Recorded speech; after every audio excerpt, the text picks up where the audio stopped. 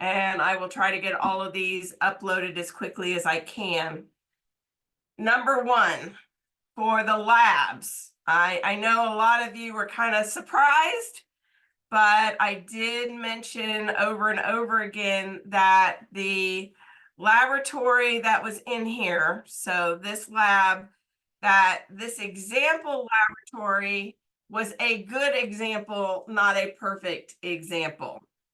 And because of that, there are some things that were wrong in that lab, but it was mostly to get people used to the format that I was looking at. Without that lab in there, people were concerned about the format.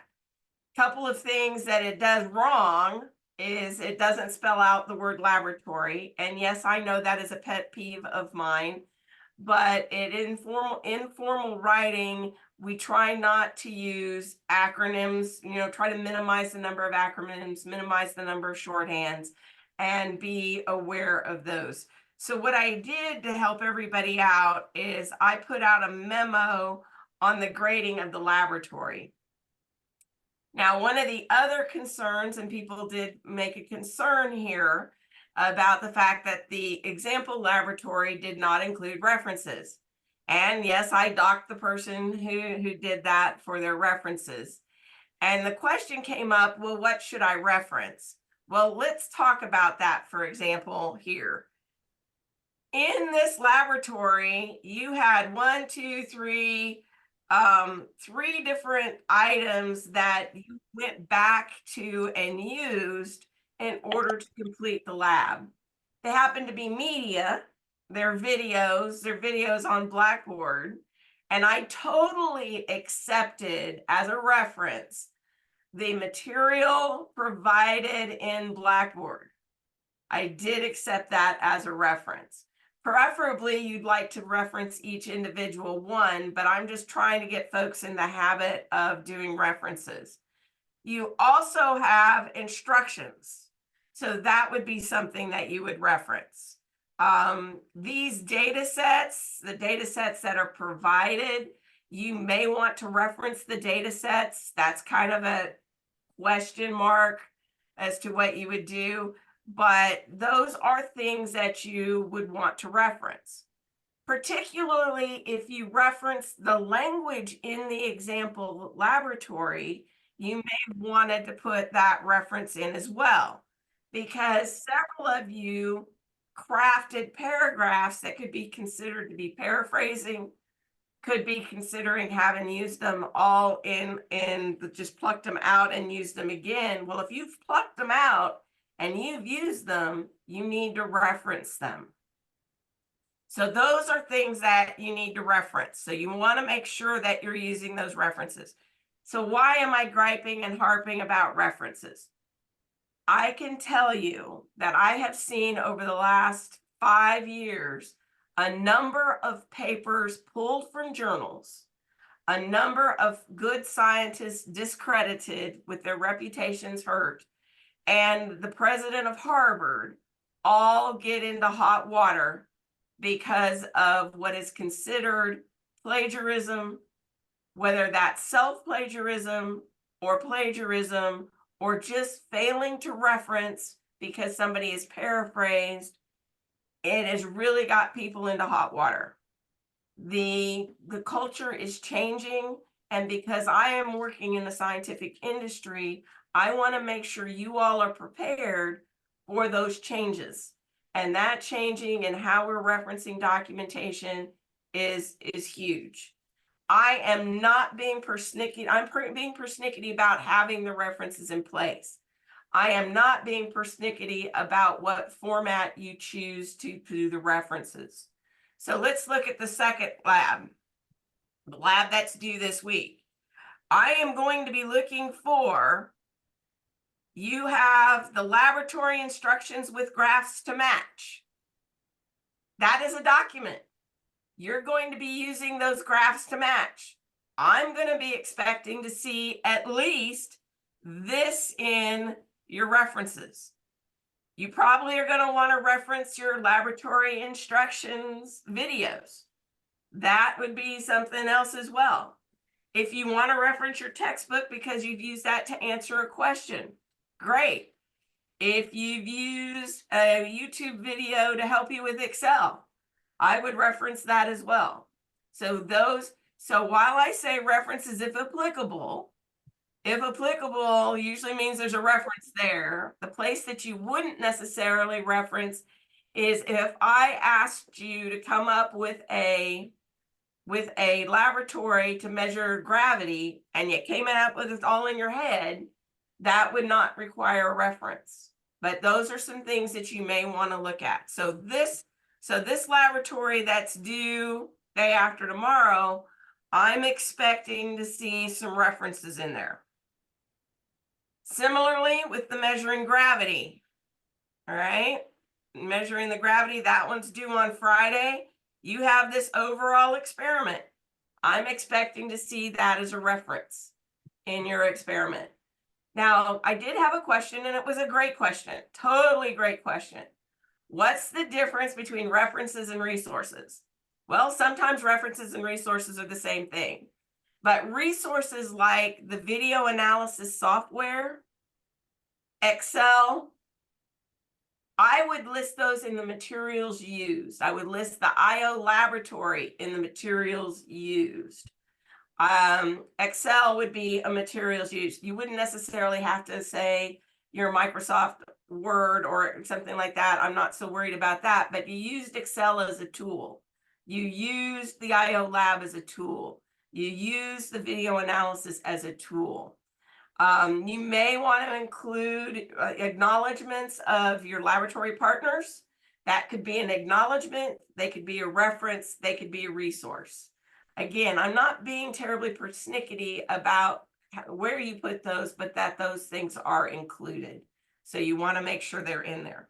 So I also provided you all, before we'll come back to these, but I provided you in the access to book and other learning resources. I have provided you down here how to cite sources.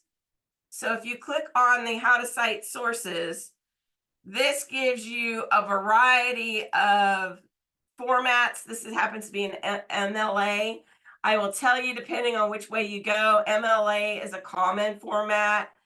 APA is a common style. Chicago is a common style. This gives you some nice references there. But this also says how to reference an app, a blog post, a website, a whole lot of things. But you'll notice one of the things that's not there is artificial intelligence. If you've used an artificial intelligence document, how I am referencing artificial intelligence is that I reference it like a website. So if you go to this and you look at a website reference, it gives you talks about how to get there. But if you go into that's the website.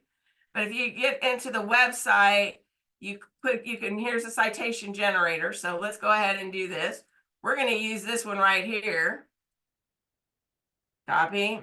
And we're going to do cite my source here. We're going to put that in here. And we're going to do a search. And it will give you a way to do a citation generator. See if it gave it down there.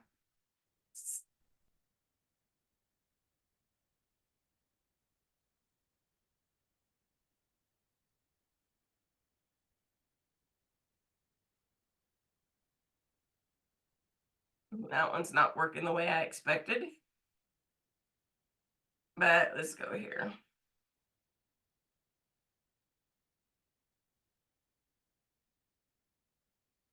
Citing a website.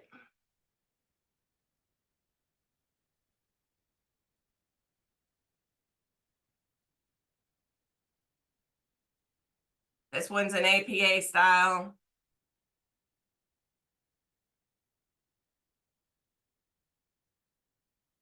We'll plug the one in and we'll cite the citation, create a manual citation.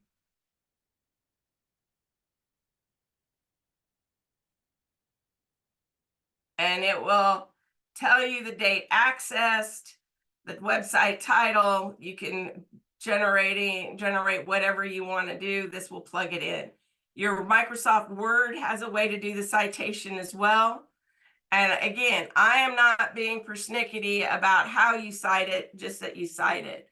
What I do for my AI prompts is I say, generated by AI with this prompt on such and such day. And that's how I cite my AI items. Trying to get here.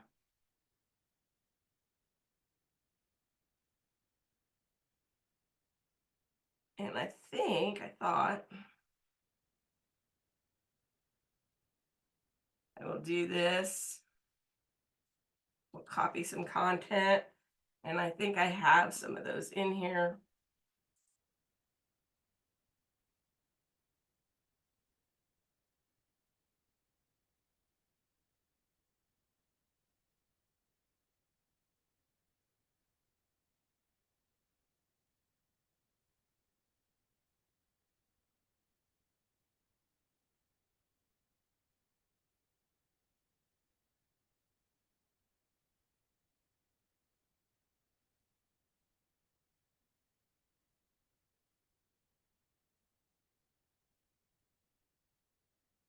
Copy this right here.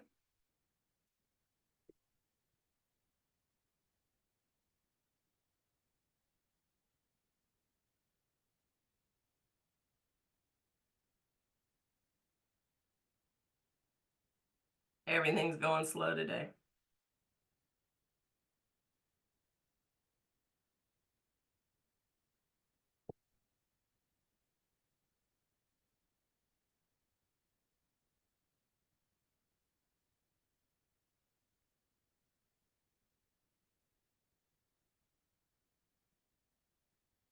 Make it visible to you all.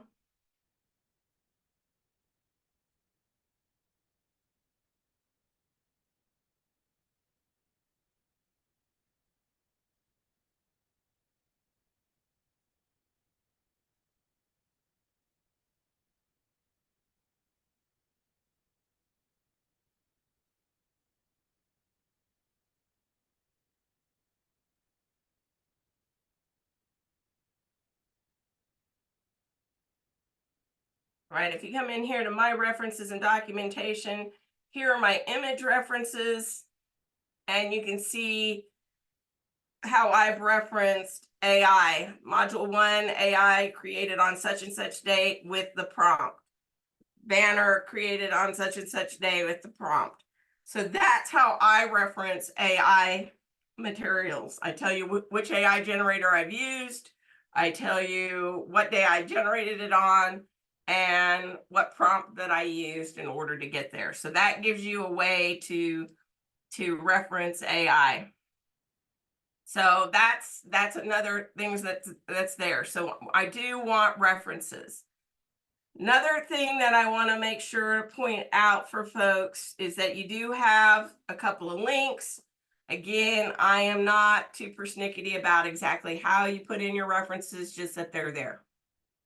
So hopefully that will help you with those laboratories. Another issue that came up in the lab is when you drop an object, and we're actually going to do this in class in here in a little bit, that when you drop an object, whatever object, and you know that you're dropping it from 2 feet or 2 meters or 6 feet, you have a sense of the amount of time that it takes to drop. If when you put it into your video analysis software, it's giving you something like 4 seconds for your drop, you know something's not right. And what's not right is the fact that your frames per second aren't correct. If you've recorded it in slow motion, you're going to get somewhere between, depending on how many frames per second, you're going to get your timestamp off a little bit. So one of the things that I posted is how to change the frames per second in the video analysis tool. So I'm going to go ahead and do this again so that everybody can see it. But if we have a video analysis, this is the ball drop. This is exactly what, actually, let me go back. This is my ball drop. And you can see my frames that it's saying that this takes to fall from here to here only takes about 1.5 seconds. So if you're dropping something from about here to here and it's taking you 4 seconds, you know something's wrong. But now you're going to do your video analysis options, and this is where you can change your frame per second. So you can actually go in, and if you can look up on your phone at exactly how you recorded it, that will help you be able to reset your frames per second so that it makes sense and that you can actually calculate your acceleration due to gravity. So you really want to make sure that you've got that accomplished. So that's the other thing that's there. I'm going to go back here. Let's see. Just exit out of it, leave the site, come back, because I think it's also going to help me out on another one. So here is, you have a ball and a table. This is a live physics shot. You're actually going to do an experiment very much like this. And so this might be something that's helpful for you. And we are going to work this problem. But your next lab is a projectile motion lab. And this is exactly how we're going to get the projectile motion lab. It's something that looks pretty much like this. So that gives you something else to reference back and forth to help you out. So that gets that question. The other thing I want to point out before we dive into a few things is, here's your first test. Here is the solution, that's the instructions. Here's the solutions for the test. It's a PDF. It's available, and the graph is available. Now, I haven't started grading them yet, and I will try to get them graded as quickly as I can, but that is something that's there. Also, please, please, please, please, please, please remember that my grading scale is not your typical grading scale. I grade 87.5 to 100 as an A. I grade 75 to 87.5 as a B, and so on. So there's a wider grading scale because I've had many students go in there and freak out, and they drop because they drop with a solid B or an A because they've gone back and they've reverted into their head the other grading scale. Also, remember, my tests aren't as weighted as heavily as homework. So that is something else to be there. Do me a favor, look at your homework scores, make sure WebAssign is translating your homework over appropriately. I know I've had to make some adjustments for a couple of folks, which is fine. I think I got all that in there. But I also have noticed a couple of times that WebAssign hasn't plugged in the grade, and I will manually add it in. So that is something that's there as well. So make sure that you guys get that. I will drop 2 labs. I typically drop 1 homework, and I typically drop a quiz. So that, just to be aware that as we get towards the end, there's some grades that will be dropped.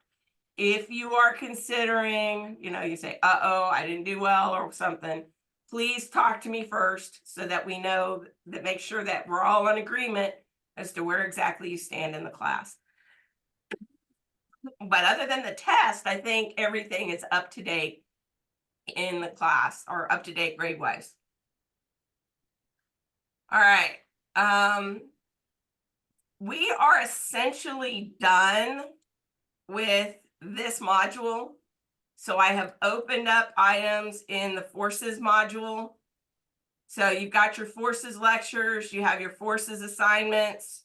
Those are in here. There's a weekly evaluation. Remember that you can go to the calendar and see when things are due. Now, there was something due tomorrow, but I think I moved it. Yes, that's been moved. The chapter 4 examples, I have moved that. I just don't think it has updated yet. It's actually been moved to Saturday. Let's see if it updates. Double check that one, but I'm pretty sure that's been moved. I'm pretty sure I've changed the date. You do have a lab that's due on Thursday, and you have several things that are due on Saturday, but this will help you keep track of, in fact, I think it is already moved. So it has moved. Nope, I'm on the wrong day.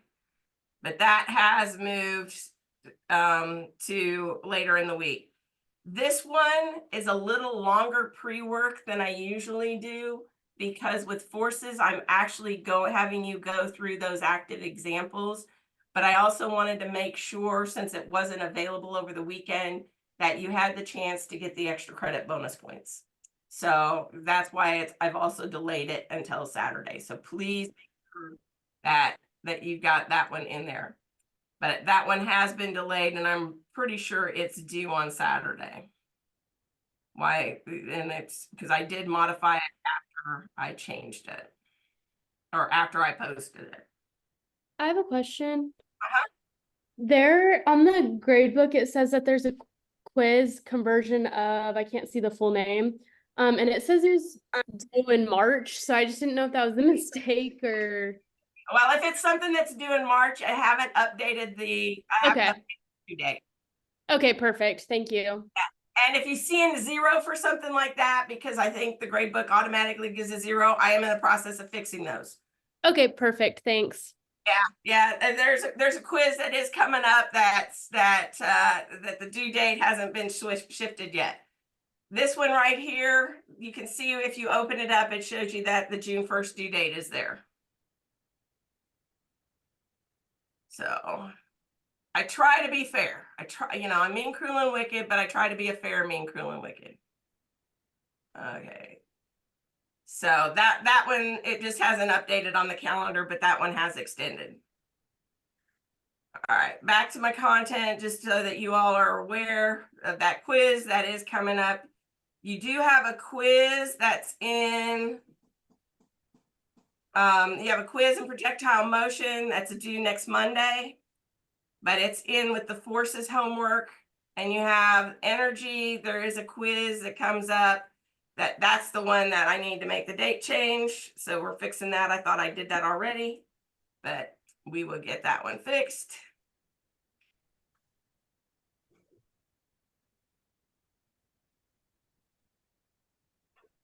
You guys can see some heads up here. We'll get it fixed anyway. Don't mind that a couple of times. Give some, for those of you that are attending and watching stuff, it's a freebie. And that's probably going to be due. There we go. So it's been updated. Voila. Okay, so that one's been updated and we got that one fixed. Okay. Other questions about what's due, and you'll start to see more stuff become available in here as I clean it up for summer.